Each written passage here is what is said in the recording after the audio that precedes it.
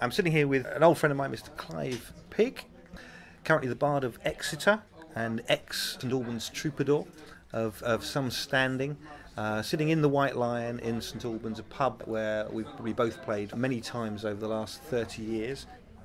Clive, going back to 1976, tell me what you were listening to and what inspired you to pick up a guitar, write songs and form the Hopeful Chinaman. Patti Smith television, Talking Heads, previous to that Lou Reed, Bob Dylan, David Bowie, Mark Bolan, Tamla Motown, lots of it, narrative songs, people who performed and told stories in a theatrical way.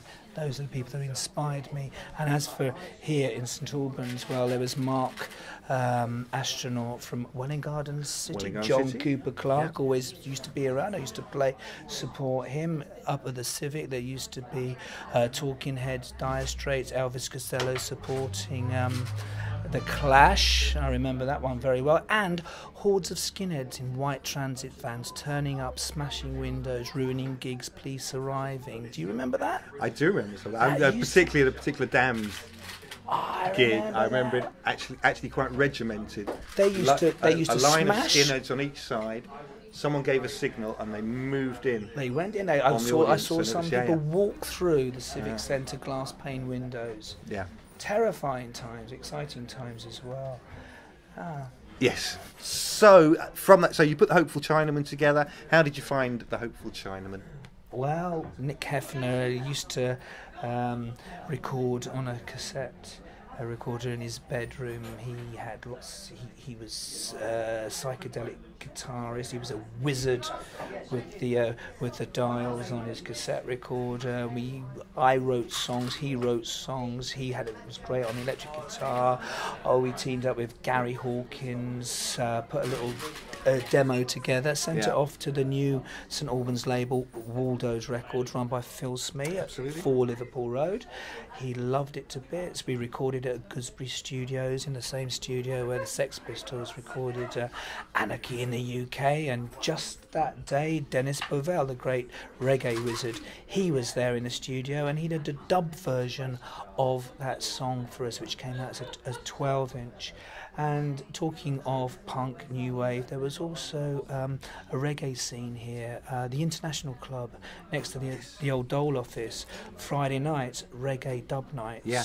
Often Rosalind and I, my girlfriend at the time, would be the only white faces dancing to dub. I mean, the name Dennis Bovell is that he's a genuine legend. Yeah. So that's that is an amazing. And I didn't really appreciate it at the time. There's this big guy, the big Rasta hat, and just coming in with his spliff and just twiddling a few knobs, but he really changed that feel of that record. Yeah, that was great. And it's a great version. The reggae, the song was actually written in the style of Elvis Costello. Right. I wrote it as the same kind of style as My Aim Is True, the Costello angry voice. It was got your mom and your dad, but we slowed it down, gave it a reggae beat, and the reggae beat really came from John Walpole's brilliant bass line. If you listen to that bass line, it's a piece of music in itself. You could take all the instruments in the song out, and the bass line is just a symphony itself.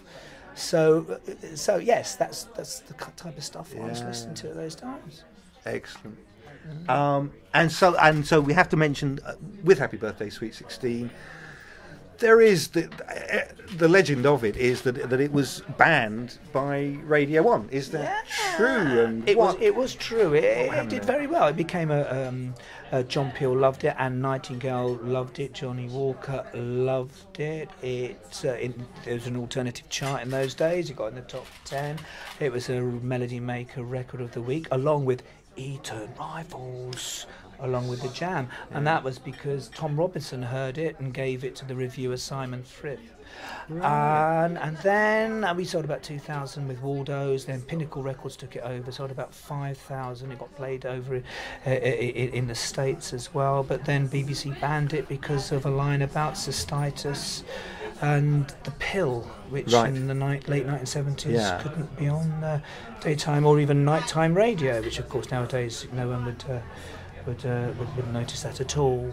But yes, Yes. it was stopped from Absolutely. being played on Radio 1. So, but it gave it a kind of cultish status. Uh-huh. So that's not that bad. No, absolutely. I was asked if I would change the line to make it more radio friendly, and I said I wouldn't. But in retrospect, I should have done it. I should have done that because it was a great track, and it wouldn't have changed the feel of the song at all. Sure. Yeah.